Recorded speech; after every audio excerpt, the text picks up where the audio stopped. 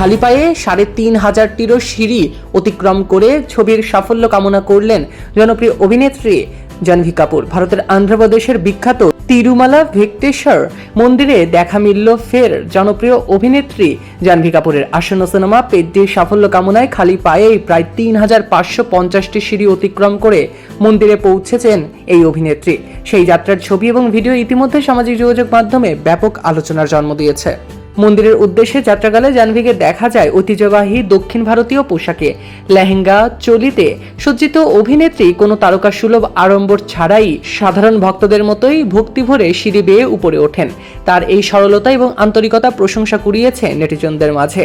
দীর্ঘ পথ অতিক্রম করে মন্দিরে পৌঁছানোর পর আলোয় ধরা দেন এই জনপ্রিয় অনিন্দ্য সুন্দর রূপে এই অভিনেত্রী।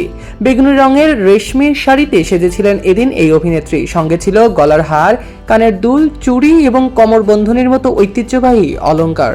তবে পুরো সাজে পরিমিতি এবং সৌন্দর্যের মেলবন্ধন ছিল অপরূপভাবে। স্বাভাবিক কেশসজ্জার সঙ্গে তার এই মার্জিত রূপের ভিডিও দ্রুতই ছড়িয়ে পড়েছে নেট দুনিয়ায়। এক সাক্ষাৎকারে জাহ্নবী জানিয়েছিলেন, এই মন্দিরের সঙ্গে তার সম্পর্ক শুধু ধর্মীয় নয়, গভীরভাবে আত্মিকও। ছোটবেলায় মা শ্রীদেবীর হাত ধরে বহুবার এসেছেন এই মন্দিরে।